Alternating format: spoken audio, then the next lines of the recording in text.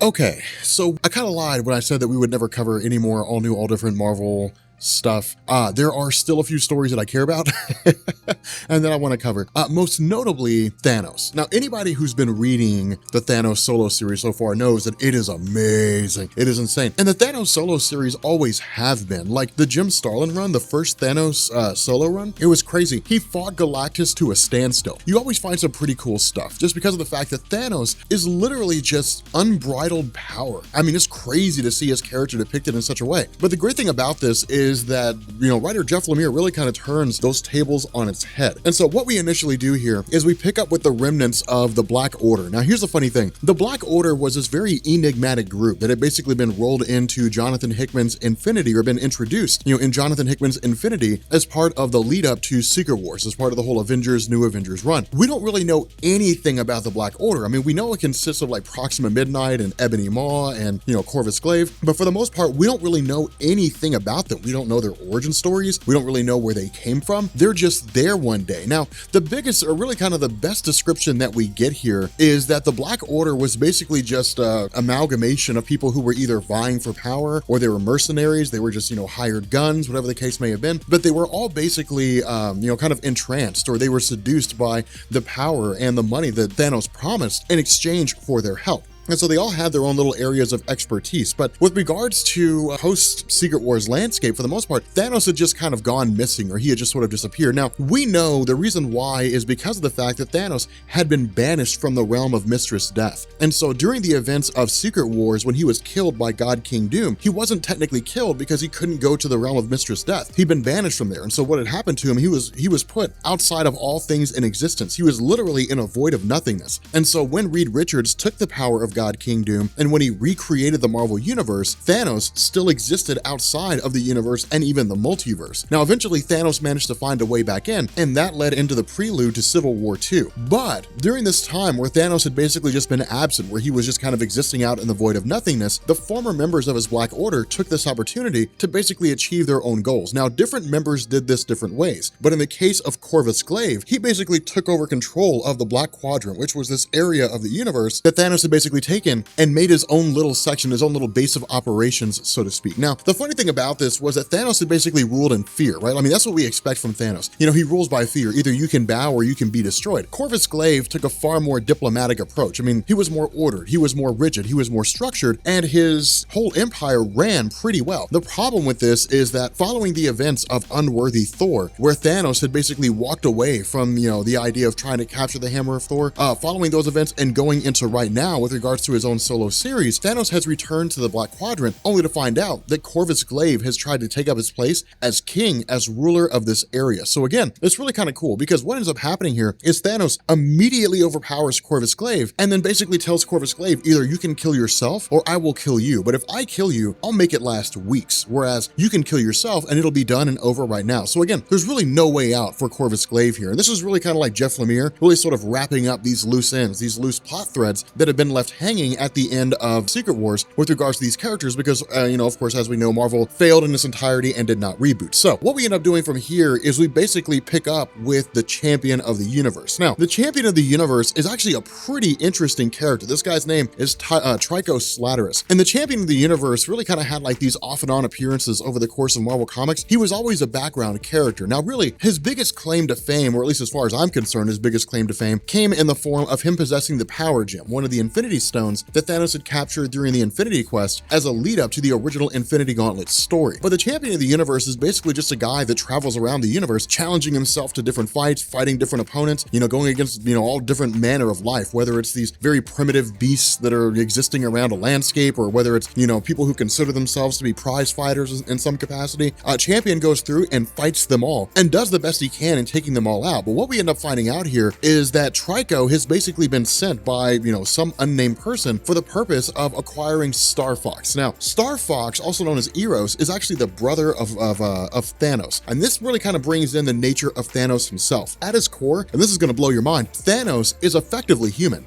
he really is pretty much human. And that's what really kind of like, baffles people, because they're like, Thanos is human. Yeah, Thanos descends from humanity. The way it worked, and we've talked about this before, but we'll talk about it for all the new folks. The way it worked is that you had three groups. You had the deviants, who were basically these really evil, twisted, beings that lived underground. You had the Eternals, who were more like angels, and then you had normal humans that had their genes modified in such a capacity that superpowers would begin to emerge some 15,000 years later, or their genes were modified in the capacity that they would basically be allowed to develop superheroes. Hence the reason why Bruce Banner became the Incredible Hulk after being blasted with gamma radiation, as opposed to simply just dying, So because of that, some of the Eternals had basically left Earth and taken up residence on Saturn's moon Titan. Now, the reason why this matters is because the entirety of the human genome had been modified by the Celestials, which meant that Eternals had deviant genes, deviants had eternal genes, humans had a mixture of both. Now, for the most part, they always stayed separated. You had the Eternals, you had the deviants, and you had the baseline humans. But those Eternals who had taken up residence on Titan still maintained some of these deviant genes. Now, as they procreated, as they went on, as they,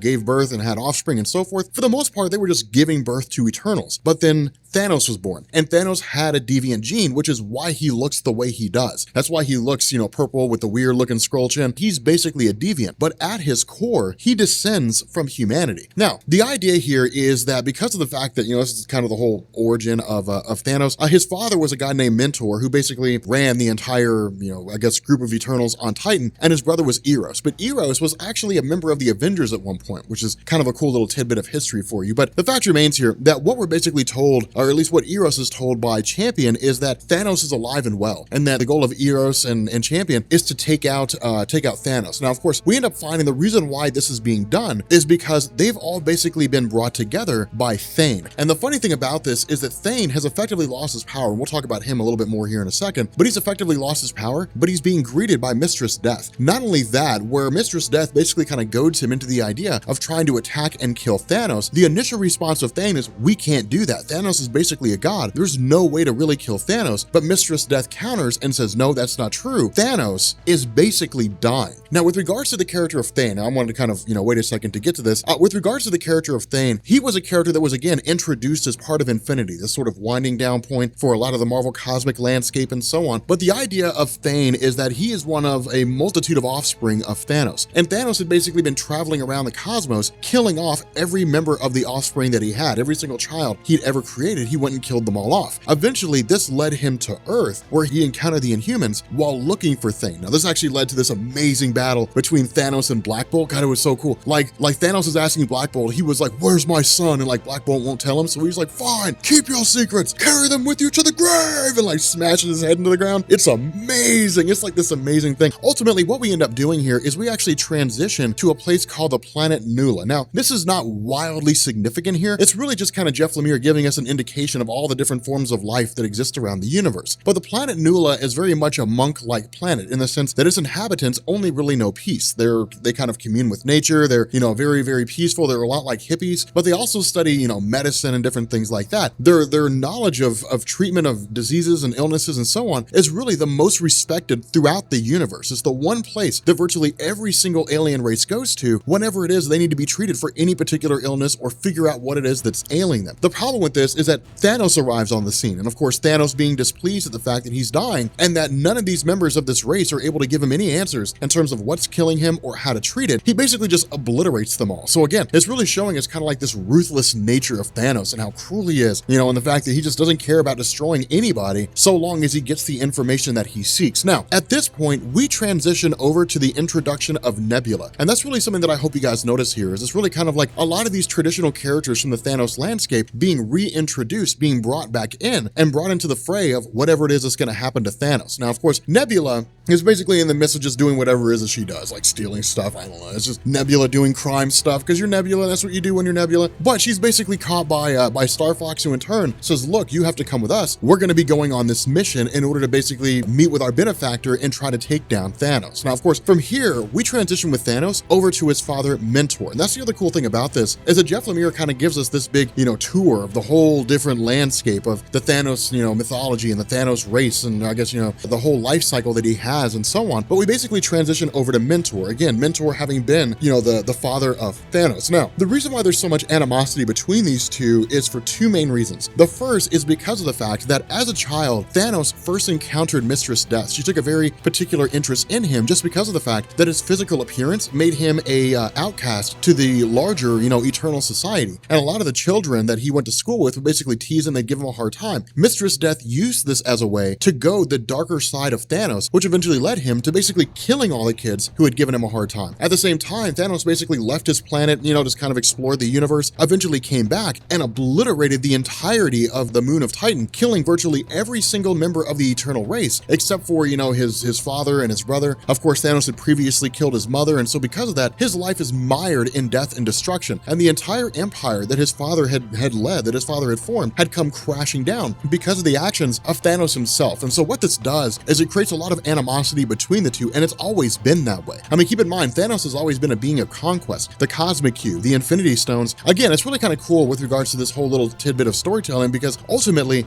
you know, he asked his father, you have to examine me, you have to figure out what's going on. I know you don't want to, but I also know that we're on a Shi'ar base, and I know that there are a lot of scientists and families here, and if you do not do what I tell you to, I will kill them all. And so again, he basically just kind of blackmails him into helping out Thanos. Now, what this reveals is that Thanos' cells are basically breaking down on the genetic level. He's effectively dying of cancer. And again, it's kind of an interesting scenario because that's what killed Mar-Vell. And it makes sense, really, for Thanos to be dying of cancer just because of the fact that he's dealt with this before in the form of Mar-Vell, who could arguably be considered his most notable enemy in the Marvel cosmology prior to his death in 1984. Again, that's going all the way back to the 70s and 80s. Really, not very many people read or even care about those comics anymore, but there's still a lot of history there in terms of the life and times of Thanos. Now, because of the fact that there's really no cure for Thanos himself, he's basically dying, he effectively just kind of lashes out and kills his father in the process. So again, you know, what this does is it leads to a direct conflict between Thanos and the Shi'ar Imperial Guard, and we'll get around to them here in a second. But jumping back to Thane, you know, jumping back to these various guys here, what we end up finding out is that Thane has effectively formed a plan that Thane himself can't really pull it off. Thane kind of looks around and says, look, you know, my goal is to take down Thanos, but I can't do it on my own, and so I'm effectively bringing you guys in. Nebula, you've got a grudge with Thanos. You know, when Thanos had the Infinity Stone, you appeared to him beforehand and said, oh, I'm your granddaughter, because Nebula was coveting power, only for Thanos to find out that Nebula was lying and basically twisted her into this weird, you know, mutilated little thing and just kind of had her parading around here and there. Of course, the Infinity Gauntlet was a way for Marvel to kind of correct that and for Nebula to go back to the way she was before, but her mind was broken, it was shattered. That's why in a lot of ways, with the Infinity Gauntlet, Nebula was more dangerous than Thanos was. The champion of the universe prides himself on engaging in conflicts, but we'll actually find out there's a little more history between him and Thane than is initially let on. And then of course, you know, Star Fox being the brother of Thanos, it's really kind of Thane making the case saying, look, it's your responsibility to step up here. It's your brother that's running through the universe and kind of ripping things up. Now, with regards to the Shi'ar Imperial Guard, this conflict between Thanos is actually, it goes the way that it shouldn't go. The Shi'ar Imperial Guard really launches their attacks in 3 waves when it comes to Thanos. Now, normally they don't do this. They just kind of show up and they subdue whoever it is they're facing off against, but it's Thanos. And so the first wave comes in the form of really kind of like a physical attack. So people who have super strength and people who have, you know, durability and so on and so forth. The second wave comes in, you know, energy attacks. And then the third wave comes in beings of just incredible power. But the thing to keep in mind here is that none of these guys should be successful. Thanos, if he was at full strength, would easily overtake every single one of these guys without even thinking about it. And so again, it's kind of a really cool moment here. Now, of course, where he's able to, or at least where it seems like the Shi'ar Imperial Guard is starting to take over him, once he's able to muster himself, Thanos immediately comes back with one heck of an attack and begins just obliterating every last one of these guys. Now, he doesn't really kill a whole lot of them. He just subdues them in the extreme. I mean, I think maybe 1 or 2 of them die, but for the most part, it's just beating the absolute crap out of them. Before the scenario gets to the point where people are going to start dying, we end up having Gladiator intervene. Now, of course, Gladiator was previously the head of the Shi'ar Imperial Guard. He's one of the many iterations that Marvel has of Superman within their own comic books, but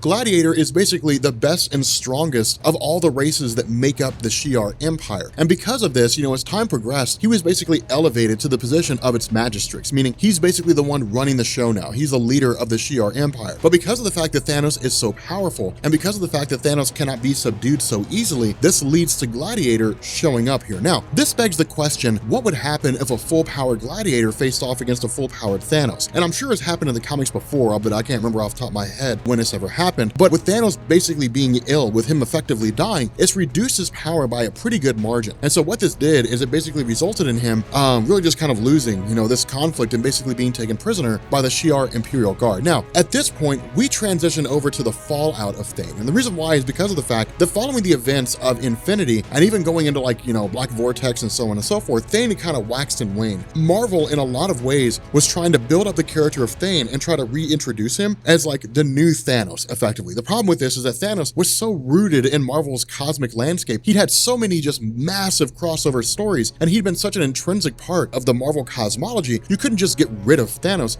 It would be like killing off Galactus. You can't kill off Galactus permanently. He's just gotta be there. He's just an intrinsic part of the Marvel cosmology. It's like getting rid of Spider-Man or getting rid of Captain America, Steve Rogers. Regardless of what form they take, they always have to be there because they're just an intrinsic part of the Marvel landscape. Now, with regards to Thane, what had happened is that he's basically an Inhuman. It was really just kind of a result of him undergoing exposure to the Terrigen Mist. But what happens is he's basically got two different forms of energy. He's got one power that will literally just kill whoever it is that's around him. If he decides to invoke this energy, it'll kill everybody in his immediate vicinity. The other power will encase individuals in amber. And this is really just kind of the role that he played during the events of Infinity. Now, in this instance, he's still with Ebony Maw, and this guy's still basically training, training Thane on his powers. This, of course, all takes place about 8 months ago, but the fact remains here that Thane had to wear this sort of energy suit that would basically regulate his powers. If he didn't, he would lose control, and it would just result in people dying or being encased in amber all over the place. And so, of course, under the tutelage of Ebony Maw, what this tells us is that immediately after the events of Secret Wars, but before All New, All Different Marvel officially started, that Thane had basically gone through and conquered the Black Quadrant. But the idea was that Corvus Glaive had showed up with the intention of taking it away from Thane himself. Now, what ended up happening here is Corvus Glaive invoked a group called the Coven. Now, this is a wholly new creation by Jeff Lemire. They've never existed before. I've never ever heard of them. They're apparently a coven of 3 witches. They have the most knowledge of magic, or they're the oldest magic in existence. How far their power stretches, we don't really know. But what we do know is they had enough power to effectively strip Thane of all of his powers. So he basically is just a guy running around with no power whatsoever. And what this did is it allowed Corvus Glaive to step in and basically take the Black Quadrant for himself. And that's how Corvus Glaive came to be the one in charge of the Black Quadrant at the beginning of the story. Now, following the defeat of Thane, he was effectively taken prisoner, just kind of thrown in one of, Corvus Glaive's prison cells, and he was just basically held there until the champion showed up. Now, why the champion's there, we don't know. Presumably he was fighting somebody, or he was just captured, or whatever the case may be, but he was basically just kind of thrown in the same cell. But a kind of brotherhood, or I guess a kind of camaraderie, began to develop between the two. Now, of course, this eventually led to Corvus Glaive realizing that their prison sentence was not nearly as harsh as it was supposed to be, which eventually led to Thane basically being removed and then thrown into solitary confinement. But in his solitary confinement, he was met with the arrival of Mistress Death. Now, this is the nature of Mistress Death when it comes to Marvel Comics, and Thor Ragnarok, the movie Thor 3, really begs the question what form Mistress Death will take. I haven't read too much into it. I don't know if Feige or anybody has said that Mistress Death will actually be there, but you have a being named Hela, and you have a being named Mistress Death. Now, as far as I'm aware, Marvel's never really reconciled these two beings. If Hela is an aspect of Mistress Death, or if Hela is a wholly separate entity. I would imagine she's just an aspect of Mistress Death, but regardless, Mistress Death is the one official being when it comes to death, when it comes to all things that die. During the events of, or I guess during the lead up to Secret Wars, for example, when the Beyonders showed up in the main Marvel universe and in the multiverse and were killing off all the cosmic entities, the only one that didn't die was Mistress Death, because she's the representation of death. So long as there's life, she's supposed to be the one that just, sees all those things being killed. Now, this also brings into the equation the idea that she can be killed. We saw that in the Cancerverse, when she was basically destroyed, and it led to a universe where nobody died. Everybody just lived forever, and, things just kind of got out of control and just sort of went awry. But the fact remains here that with the character of Mistress Death, she's very manipulative. She's very duplicitous. The way that she's interacting with Thane is exactly the way that she interacted with Thanos when the two of them first encountered one another. It's promises of glory, promises of conquest, promises of love and romance, and pleasures of the flesh and all those different kinds of things. And so because of that, ultimately Thane is basically swayed to her cause, just totally immersed in this whole thing of you will overcome your father one day, you will be the one to kill Thanos, you will form a kingdom of your own, and all that kind of good stuff. And so the result is that he actually frees Champion in the process, which tells us how the two of them came together. Now, of course, from here, it is a matter of can they actually pull it off? And what we end up finding out here is that because Thane is effectively powerless, he needs a way in which to basically fight against his father Thanos and be successful in the first place. And so what they end up doing is they actually end up invading a ship that belongs to a guy named Terrax the Tamer. Now, Terrax the Tamer is an old character. I mean, he goes back to 1979 with Fantastic Four number 211, I think it is. His name is actually Tyros. That's really what his name is. He comes from a planet called Burge or something like that. But he was basically a herald of Galactus at one point in time. Now, the whole motivation was that at the time, Galactus had looked at like the Silver Surfer, and he had looked at like Frankie Ray, you know, and he looked at all these different servants that he had. But the idea was that his heralds always rebelled against him because they came from beings that had moral imperatives. They believed in right and wrong. What Galactus needed was a person who was amoral. And so he actually had the Fantastic Four defeat Tyros, and then in turn made Tyros his herald. And then Tyros basically rebelled like they all do, and then became Terrax the Tamer. In this instance, the arrival on Terrax's ship comes by way of the fact that Terrax possesses a weapon that Thane needs in order to be able to defeat his father. Now again, this invokes a lot of the cool elements of individual characters when it comes to Nebula, for example, being one of the most dangerous women in the universe, Champion kind of being the powerhouse, and Thane being the brains behind the operation. Star Fox is a guy whose silver tongue can talk him out of virtually anything. And so he's really just here to kind of keep, you know, Terrax preoccupied, but then basically reveals, hey, look, the reason why I'm here is to literally just distract you so that the rest of my team can access the weapon that you're holding. And what we end up finding out is that the weapon that Terrax is holding is the Phoenix Egg, essentially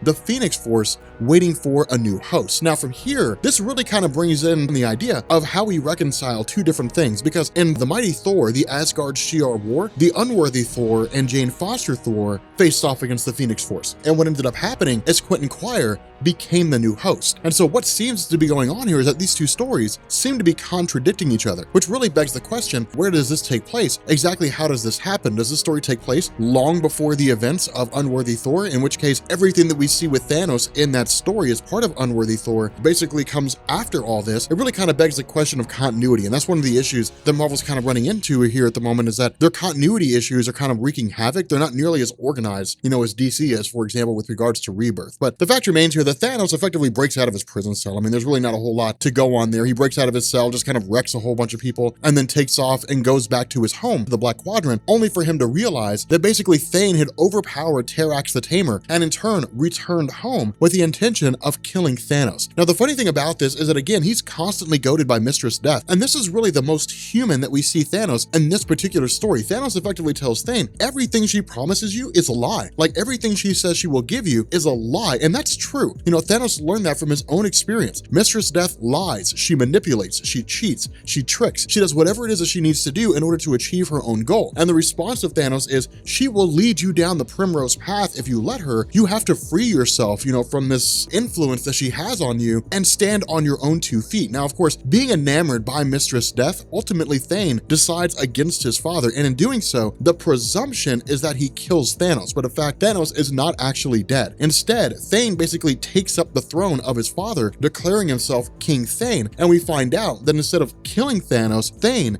had actually made Thanos mortal. With that being said, guys, we're gonna go ahead and bring this video to an end. If you are new here to Comics Explained, make sure you guys hit the sub button to become part of the Rob Corps. If you guys enjoyed this video, make sure you drop a like, and yeah, I will catch you all later.